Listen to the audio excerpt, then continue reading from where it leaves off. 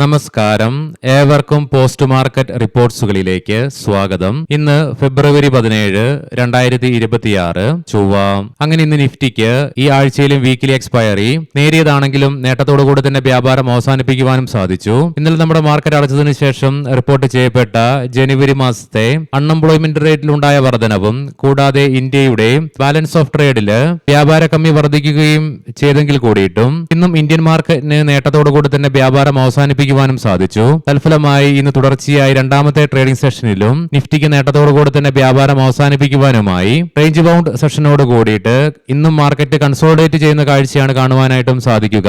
എന്തെല്ലാം കാരണങ്ങളാണ് ഇന്ന് നമ്മുടെ മാർക്കറ്റിനെ നേരിയതാണെങ്കിലും നേട്ടത്തിൽ തന്നെ തുടരുവാനായിട്ട് സഹായിച്ചതെന്ന് വിശദമായി തന്നെ നമുക്ക് ഈ വീഡിയോയിൽ പരിശോധിക്കാം.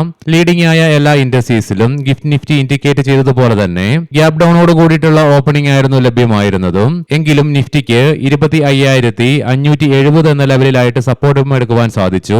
തുടർന്ന് മാർക്കറ്റിലുണ്ടായ നേട്ടത്തിന്റെ ഫലമായിട്ട് 25,750 എന്ന ലെവൽ ഇൻട്രാഡേ ബേസിസിൽ ബ്രേക്ക് ചെയ്യുവാൻ സാധിച്ചെങ്കിൽ കൂടിയിട്ടും 25,764 എന്ന ലെവലിൽ റെസിസ്റ്റൻസും നേരിടേണ്ടതായിട്ട് വന്നു. കൂടാതെ ഇന്നും നിഫ്റ്റിക്ക് 25,800 എന്ന ലെവൽ ഇൻട്രാഡേ ബേസിസിൽ ടച്ച് ചെയ്യുവാനും സാധിച്ചില്ല. തൽഫലമായി 42 പോയിന്റുകളുടെ നേട്ടത്തോടുകൂടി 25,725 എന്ന ലെവലിൽ വ്യാപാരം അവസാനിപ്പിക്കുവാനായപ്പോൾ സെൻസെക്സിന് 173 പോയിന്റുകളുടെ നേട്ടത്തോടുകൂടിയും ബാങ്ക് നിഫ്റ്റിക്ക് 224 പോയിന്റുകളുടെ നേട്ടത്തോടുകൂടി 61,000 എന്ന ലെവലിന് മുകളിലായിട്ട് വ്യാപാരം അവസാനിപ്പിക്കുവാനുമായി NSEയുടെ അഡ്വാൻസ് ഡിക്ലൈൻ റേഷ്യോയിൽ 1,779 സ്റ്റോക്കുകൾക്ക് നേട്ടത്തോടുകൂടി വ്യാപാരം അവസാനിപ്പിക്കുവാനായപ്പോൾ 1,120 സ്റ്റോക്കുകൾക്ക് നഷ്ടത്തോടുകൂടിയും വ്യാപാരം അവസാനിപ്പിക്കേണ്ടതായിട്ടും വന്നു. സെക്ടർ വൈസ് നോക്കുമ്പോൾ IT മേഖലയ്ക്ക് 1% PSU ബാങ്ക് ഇൻഡെക്സിന് 2%, മീഡിയയ്ക്ക് 0.6% നേട്ടം കൈവരിക്കുവാൻ സാധിച്ചപ്പോൾ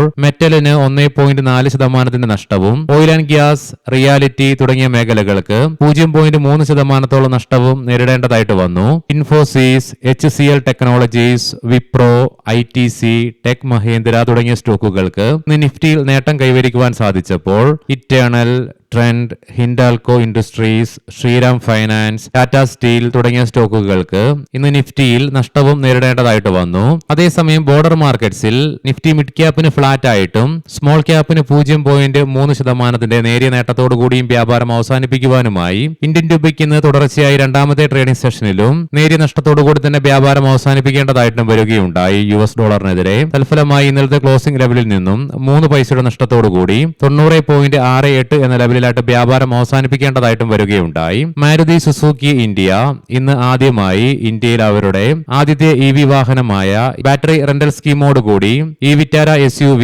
ഇന്ത്യയിൽ ലോഞ്ച് ചെയ്യുകയും ചെയ്തു. തൽഫലമായി ഇന്ന് സ്റ്റോക്കിൽ 1% ഉയർച്ചയും അനുഭവപ്പെടുകയുണ്ടായി. സിൽവറിന്റെ വിലയിലുണ്ടായ ഇടിവിനെ തുടർന്ന് ഇന്ന് ഹിന്ദുസ്ഥാൻ സിങ്കിന്റെ ഷെയർ പ്രൈസിൽ 2% ഇടിവ് അനുഭവപ്പെടുകയുണ്ടായി. കൂടാതെ ഇന്ന് മെറ്റൽ സെക്ടറിലുണ്ടായ ഇടിവിന്റെ ഫലമായിട്ട് ഹിന്ദുസ്ഥാൻ കോപ്പർ, നാൽക്കോ തുടങ്ങിയ സ്റ്റോക്കുകളിലും 4% ഇടിവ് ഇൻട്രാഡേ ബേസിസിലും അനുഭവപ്പെട്ടു. ഓല ഇലക്ട്രിക്കിന്റെ സ്റ്റോക്ക് പ്രൈസിൽ ഇന്ന് 5% ഇടിവ് ഇൻട്രാഡേ ബേസിസിൽ രേഖപ്പെടുത്തിയതിനെ തുടർന്ന് സ്റ്റോക്കിന്റെ ചരിത്രത്തിലെ ഏറ്റവും താഴ്ന്ന നിലയിലേക്ക് സ്റ്റോക്ക് പ്രൈസ് എത്തിച്ചേർന്നു 27.36 എന്ന ലെവലിലേക്ക്. ഇന്നലെ ലിസ്റ്റിംഗിൽ 2.5%, തുടർന്ന് ഇൻട്രാഡേ ബേസിസിൽ 2.5%, മൊത്തത്തിൽ 5% ഇടിവ് രേഖപ്പെടുത്തിയ ഫ്രാക്ടൽ അനലിറ്റിക്സിന്റെ സ്റ്റോക്ക് പ്രൈസിൽ ഇന്ന് 7% ഉയർച്ച ഇൻട്രാഡേ ബേസിസിൽ അനുഭവപ്പെടുകയുണ്ടായി. ഇനി നമുക്ക് ഇന്ന് നമ്മുടെ മാർക്കറ്റിനെ നേരിയതാണെങ്കിലും നേട്ടത്തോടുകൂടി തന്നെ വ്യാപാരം അവസാനിപ്പിക്കുവാൻ ഇടയാക്കിയ ഘടകങ്ങൾ എന്തൊക്കെയാണെന്ന് വിശദമായി തന്നെ നമുക്ക് പരിശോധിക്കാം.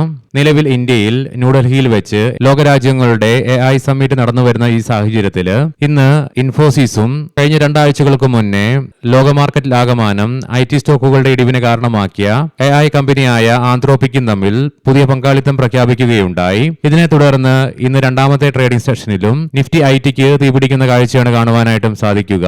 തൽഫലമായി ഇന്ന് ഇൻട്രാഡേ ബേസിസിൽ നിഫ്റ്റി ITക്ക് 3% നേട്ടം കൈവരിക്കുവാനുമായി അത് പിന്നീട് പൂർണ്ണമായും നിലനിർത്താൻ സാധിച്ചില്ലെങ്കിൽ കൂടിയിട്ടും തൽഫലമായി ഇന്ന് നിഫ്റ്റി IT ഇൻഡെക്സിലുള്ള 10 സ്റ്റോക്കുകളിൽ ആകെ കോഫോജിന് മാത്രമേ 1% നഷ്ടത്തോടുകൂടി വ്യാപാരം അവസാനിപ്പിക്കേണ്ടി വന്നുള്ളൂ. എന്നാൽ അതേസമയം ബാക്കി 9 ഹെവി വെയിറ്റ് സ്റ്റോക്കുകൾക്കും നേട്ടത്തോടുകൂടി തന്നെ വ്യാപാരം അവസാനിപ്പിക്കുവാനുമായി എസ്പെഷ്യലി ഇൻഫോസിസിന് 2% നേട്ടത്തോടുകൂടി തന്നെ വ്യാപാരം അവസാനിപ്പിക്കുവാനും സാധിച്ചു. ഇൻട്രാഡേ ബേസിസിൽ 4% ശതമാനത്തിനടുത്ത് നേട്ടം കൈവരിക്കുവാൻ സാധിച്ചെങ്കിലും മാത്രമല്ല ക്ലോസിംഗ് ബേസിസിൽ നിഫ്റ്റി ഐടിക്ക് 337 പോയിന്റ് അഥവാ 1% നേട്ടത്തോടു കൂടി വ്യാപാരം അവസാനിപ്പിക്കുവാനുമായി. അതുകൊണ്ട് തന്നെ തുടർച്ചയായി ഇന്ന് രണ്ടാമത്തെ ട്രേഡിംഗ് സെഷനിലും ഇന്ത്യൻ ഐടി സ്റ്റോക്കുകളിൽ പുതുപ്രതീക്ഷ ഉണർന്നതിനെ തുടർന്ന് ഉടലെടുത്ത ഹെവി ബൈയിങ് തന്നെയാണ് ഇന്ന് നമ്മുടെ മാർക്കറ്റിനെ നേട്ടത്തിലേക്ക് നയിച്ച ഏറ്റവും പ്രധാനപ്പെട്ട ഘടകം. കഴിഞ്ഞ വെള്ളിയാഴ്ച ഗ്ലോബൽ മാർക്കറ്റ് ആകമാനം ഉടലെടുത്ത നെഗറ്റീവ് സെന്റിമെന്റ്സിനെ തുടർന്ന് ഇന്ത്യൻ മാർക്കറ്റിനും അതിശക്തമായ നഷ്ടം നേരിടേണ്ടതായിട്ട് വന്നു. അന്ന് സിംഗിൾ ഡേയില് ഇന്ത്യ വിക്സില് ഈ അടുത്ത കാലത്തെ ഏറ്റവും വലിയ ഉയർച്ച അനുഭവപ്പെടുകയുമുണ്ടായി. ക്ലോസിംഗ് ബേസിസിൽ മാത്രം ഏകദേശം 13.5%. എന്നാൽ തുടർന്ന് ഇന്നലെ ഇന്ത്യ വിക്സ് കാര്യമായ ഉയർച്ച രേഖപ്പെടുത്തിയില്ലെങ്കിൽ കൂടിയിട്ടും പുൾ ഓഫ് ആവുകയുണ്ടായില്ല. എന്നാൽ ഇന്ന് ഇന്ത്യ വിക്സിലെ ഇൻട്രാഡേ ബേസിസിൽ മാത്രം 7% ഇടിവ് രേഖപ്പെടുത്തുക മാത്രമല്ല ഏകദേശം 5%, അതായത് 4.95% ഇടിവോടുകൂടി 12.67 എന്ന ലെവലിലായിട്ടാണ് ക്ലോസിംഗും രേഖപ്പെടുത്തുകയുണ്ടായത്. ഇന്ത്യ വിക്സ് കൂൾ ഓഫ് ആയതും ഇന്ത്യൻ മാർക്കറ്റിന് ഗുണകരമായി തന്നെ മാറി. ഇതിനു പുറമെ ഇന്ന് കൊമോഡിറ്റിയിൽ ബ്രന്റ് ക്രൂഡിന്റെ വിലയിൽ 0.25%, ക്രൂഡ് ഓയിലിന്റെ വിലയിൽ 0.5%-ലേറെയും അനുഭവപ്പെട്ട ഇടിവും നമ്മുടെ മാർക്കറ്റിനെ നേട്ടത്തിൽ തന്നെ തുടരുവാനും സഹായിച്ചു.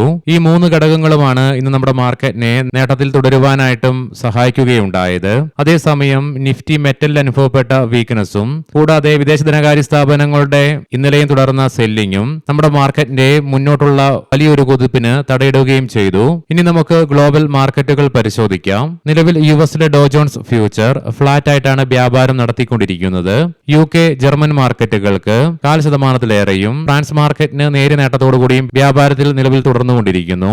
ഏഷ്യൻ മാർക്കറ്റ്സിലേക്ക് വരുമ്പോൾ ഇന്ന് ഒട്ടുമിക്ക ഏഷ്യൻ മാർക്കറ്റ്സിനും അവധിയാണ്. Especially Singapore, Hong Kong, Taiwan, Korean, Indonesian, Chinese മാർക്കറ്റുകൾക്ക്. അതേസമയം ഇന്ന് ആകെ വ്യാപാരം നടത്തിയത് ഇന്ത്യൻ, ജപ്പാൻ, തായ്ലൻഡ് മാർക്കറ്റുകൾ മാത്രമേ ഉണ്ടായിരുന്നുള്ളൂ. അതിൽ ജപ്പാൻ മാർക്കറ്റിന് മാത്രം നഷ്ടത്തോടുകൂടി തന്നെ വ്യാപാരം അവസാനിപ്പിക്കേണ്ടതായിട്ടും വരികയുണ്ടായി. കൊമോഡിറ്റിയിലേക്ക് വരുമ്പോൾ ബ്രന്റ് ക്രൂഡിന്റെ വിലയിൽ 0.65%-ന്റെയും ക്രൂഡ് ഓയിലിന്റെ വിലയിൽ 0.59%-ന്റെയും ഇടിവ് അനുഭവപ്പെടുന്നുണ്ട്. ബ്രന്റ് ക്രൂഡിന്റെ വില $68.21 പെർ ബാരൽ എന്ന നിലയിലായിട്ടും ക്രൂഡ് ഓയിലിന്റെ വില $63.41 പെർ ബാരൽ എന്ന നിലയിലുമായിട്ടാണ് വ്യാപാരം നടത്തിക്കൊണ്ടിരിക്കുന്നതും. ഗോൾഡിന്റെ വിലയിലും 1.25%-നടുത്ത് ഇടിവാണ് അനുഭവപ്പെടുന്നത്. $4,934.60 പൗണ്ട്സ് എന്ന നിലയിലായിട്ടാണ് ഗോൾഡിൽ വ്യാപാരം നടന്നുകൊണ്ടിരിക്കുന്നതും. ഇനി നമുക്ക് ഇന്നത്തെ പ്രധാനപ്പെട്ട സ്റ്റോക്കിംഗ് ന്യൂസുകൾ പരിശോധിക്കാം. മുൻകൂട്ടി ഓർമ്മിപ്പിച്ചുകൊള്ളട്ടെ, ഇത് ഒരു ബൈ ഓർ സെൽ റെക്കമെൻഡേഷൻ അല്ല. ഹസൂർ മൾട്ടി പ്രോജക്ട്സ് കർണാടകയിലെ ടോൾ പിരിവ് ജോലികൾക്കായി നാഷണൽ ഹൈവേ അതോറിറ്റി ഓഫ് ഇന്ത്യയിൽ നിന്ന് 44.23 കോടി രൂപയുടെ കരാർ കമ്പനിക്ക് ലഭിക്കുകയുണ്ടായി. അദാനി എന്റർപ്രൈസസ് 2035 ആകുമ്പോഴേക്കും AI ഡാറ്റാ സെന്ററുകളിൽ $100 ബില്യൺ നിക്ഷേപം നടത്തുമെന്ന് ഇന്ന് കമ്പനി പ്രഖ്യാപിക്കുകയുണ്ടായി. ഇൻഫോസിസ് നമ്മൾ മുൻപ് കണ്ട പോലെ തന്നെ ആന്ത്രോപ്പിക്കുമായി കമ്പനി ഇന്ന് പങ്കാളിത്തം പ്രഖ്യാപിക്കുകയുണ്ടായി. HFCL 61 കോടി രൂപയുടെ optical fibre cable order company നേടിയെടുത്തു. Suraj estate developers non convertible ഡിബഞ്ചേഴ്സിന്റെ പ്രൈവറ്റ് പ്ലേസ്മെന്റ് വഴി 45 കോടി രൂപ സമാഹരിക്കാൻ കമ്പനി പദ്ധതിയിടുന്നുണ്ട്. Marathon next gen realty 3400 crore രൂപ ഗ്രോസ് ഡെവലപ്മെന്റ് വാല്യൂ വരുന്ന പുതിയ കൊമേഴ്ഷ്യൽ പ്രൊജക്ടിന് കമ്പനി പദ്ധതി ഇടുന്നു എന്നുള്ള റിപ്പോർട്ട്സ് വരുന്നുണ്ട്. മെഡി അസിസ്റ്റ് ഹെൽത്ത് മഹാരാഷ്ട്രയിലെ GST വകുപ്പ് കമ്പനിയുടെ ഒരു അനുബന്ധ സ്ഥാപനത്തിന്റെ മുംബൈയിലെ ഓഫീസിൽ പരിശോധന നടത്തുന്നുണ്ട്.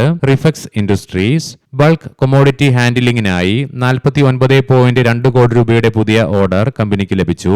സുപ്രീം ഇൻഡസ്ട്രീസ് ശ്രീ MP തബാരിയെ കമ്പനിയുടെ പുതിയ ചെയർമാനായിട്ട് തിരഞ്ഞെടുത്തു. NBCC ഇന്ത്യ സ്പോർട്സ് അടിസ്ഥാന സൗകര്യങ്ങൾക്കും പുനരധിവാസ പദ്ധതിക്കുമായി 104.95 കോടി രൂപയുടെ ഓർഡർ കമ്പനിക്ക് ലഭിക്കുകയുണ്ടായി. ഏവർക്കും ശുഭരാത്രി നേരുന്നു. നാളെ രാവിലെ പ്രീ മാർക്കറ്റ് റിപ്പോർട്ട്സുമായി കണ്ടുമുട്ടാം. നന്ദി, നമസ്കാരം.